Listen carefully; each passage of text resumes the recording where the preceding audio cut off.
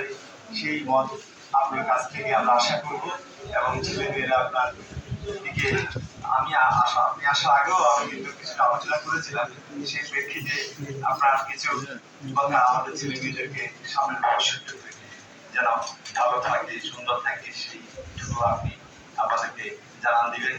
এবং আপনার দীর্ঘায়ু এবং সুস্বাস্থ্য সবসময় প্রত্যাশায় থাকবো আমাদের হাফিজুল্লাহ বিদ্যালয়, সেক্ষেত্রে আপনার দোয়া চাই। আসসালামু আলাইকুম। আপনাদের উদ্দেশ্যে কিছু বলার জন্য সবাই অনুরোধ জানাচ্ছি।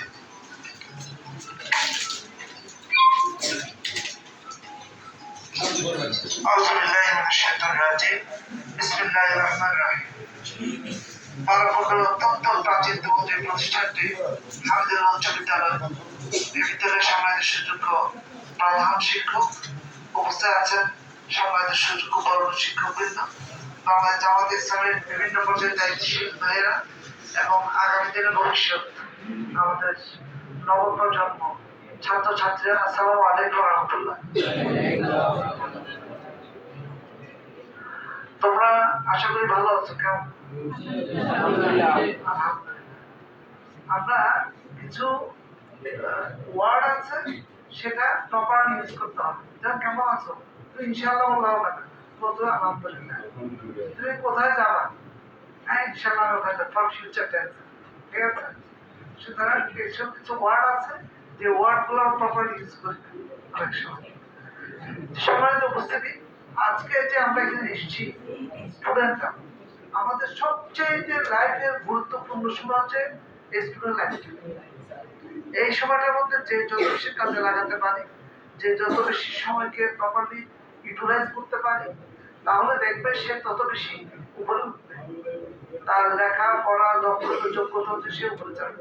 কিন্তু সেটা না করে যদি আমরা ক্লাসে বসলাম, মনটা এদিক সেদিকে দৌড়াদৌড়ি করলো, অত ক্লাসে বসলাম চোখটা এদিক সেদিক চলে গেল, লেখাপড়ার প্রতি কোনো কনসেন্ট্রেশন থাকলো না, এখন ক্লাসে পড়লাম না, অথবা ইচ্ছা হলে আসলাম, নয়তো বা আসলাম না, পড়া ইচ্ছা হলে দিলাম, বাইরে বাইরে একটু কাহিনী চুপ থাকে, হয়তো ওই পাশে যান, হয়তো চুপ থাকে। যে কথাটা বলছিলাম, আমরা যারা স্টুডেন্ট, আমাদের always 1 number 2 number 3 number duty হচ্ছে রিড রিড এন্ড রিড। পড়ো পড়ো পড়ো, যে পড়ে সে পড়ো। আর লেখাপড়া যে যত বেশি করবে, এটার জন্য কিন্তু সফল হওয়ার জন্য কোনো অবস্থায় কে কোন বংশ, কে কোন গোত্র, কে কত পয়সাওয়ালা, কে কত বেশি সৌন্দর্য, এগুলো ধর্তব্য বিষয় নয়। আমরা মনে করে থাকি মনে হয় বেশ সুন্দর, সে ন্যায় ভাব, কিন্তু কর্মক্ষেত্রে তার কোনো রেজাল্ট আসবে না। বরঞ্চ তোমাদের যে কোয়ালিটি আছে, যে মেধা আছে, যে একাগ্রচিত্ততা আছে, এটাই দিয়ে তোমাকে এনলাইটেড করবে, ফুলে ফলে সুশোভিত করবে, তুমি দেশ ও জাতির জন্য কিছু নিয়ে আসতে পারবে। নাম্বার 1। নাম্বার 2, সেটা হচ্ছে এই করার জন্য কি করতে হবে? Time save. দেখবেন আমাদের যারা স্টুডেন্টরা আছে, তারা 1 ঘন্টা পড়বে, কিন্তু খুব মনোযোগ সহকারে একাগ্রচিত্তে পড়বে। আর কেউ কেউ আছে সারাদিন বই নিয়ে বসে থাকবে, এদিকে তাকায় ওদিকে তাকায়, এই করে সে করে, তার পড়াশোনা কোনো একাগ্রচিত্ত নেই। তাহলে এক্ষেত্রে সে পিছিয়ে পড়বে। যে কারণে যেটাই করো একাগ্রচিত্তে এক মনে এক ধ্যান থাকতে হবে, তাহলে তুমি রেজাল্ট ভালো হবে। সর্বশেষ যে বিষয়টি তোমাদের প্রতি আমি আহ্বান জানাতে চাই, তোমরা আজকে আসার সময় বলো তো দেখি কারা কারা মা বাবাকে সালাম করে এসছো, অত মাকে একটু জড়িয়ে ধরে এসছো? কেউ আছে কি? শুধু একজন পেয়েছি। তবে আমি আশা করেছিলাম এই কাজটা বেশি করব, কারণ আমার মা বাবা আমাকে জন্ম দিয়েছে, পৃথিবীতে আলো দেখিয়েছে, আর স্যাররা আমাকে এনলাইটেড করেছে, আলোকিত করেছে, বিকশিত করেছে। সো দুই শ্রেণীকে যে ব্যক্তি সম্মান মর্যাদা দেবে, আমি অবশ্যই আজকে গ্যারান্টি দিয়ে বলে দিলাম তারা অনেক উপরে উঠবে। সে নাম্বার 1 হচ্ছে তার মা বাবা। আমার মা বাবা আমার জন্য না খেয়ে না দিয়ে আমাকে খেয়েছে, আমার পড়াশোনা করিয়েছে, আমার লেখাপড়ার জন্য অর্থ দিয়েছেন। আবার ঠিক আমার টিচাররা আমাদেরকে অনেক পরিশ্রম করে মানুষ করছে।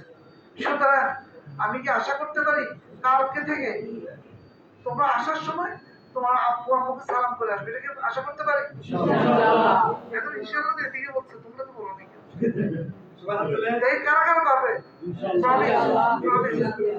জি, আসার সময় যদি আমার বোনেরা একটু মাকে জড়িয়ে ধরে আম্মু সালাম করবে, দেখবে কি খুশি হয়ে যাবে। তোমার আমার ভাইয়েরা তোমার বাবাকে সালাম করে আসবে, আম্মু দোয়া করবে, দেখবে কি খুশি হয়ে যাবে। ঠিক এটা প্রমাণটা যদি চাও আমার কথা সত্য কিনা, তার আজকে গিয়ে কোনো কথা ছাড়া ফার্স্ট যে কাজটি করবে, আম্মু আসসালামু আলাইকুম, আব্বু আসসালামু আলাইকুম, ভালো আছেন, আপনার জন্য অনেক দোয়া করেছে, আমাদের দোয়া করেছেন, জাস্ট এই তিনটে সেন্টেন্স বলবেন, তাহলে তোমার মা তাকিয়ে থাকবে, আমার জানে প্রথম বাড়ি আজকে কৃষি গিয়ে সারো করে এটা আমার ব্যাংক উল্টে গেছে। সুতরাং তাহলে দেখবে তোমার জন্য অন্তর থেকে দোয়া আসবে, যেভাবে হযরত বাইজিদ রাদিয়াল্লাহু আনহু মা তার জন্য অন্তর থেকে দোয়া করার কারণে সে আল্লাহর ওলি হয়েছে না? ঠিক অনুরূপভাবে তোমার জন্য আমার জন্য যদি এই দুই শ্রেণীর তথা মা বাপ এবং টিচাররা অন্তর থেকে দোয়া করে, তাহলে দেখবে তুমি জীবন অনেক বড় হতে পারবে। আল্লাহ আমাদেরকে সবাইকে কবুল করে নেন। আসসালামু আলাইকুম।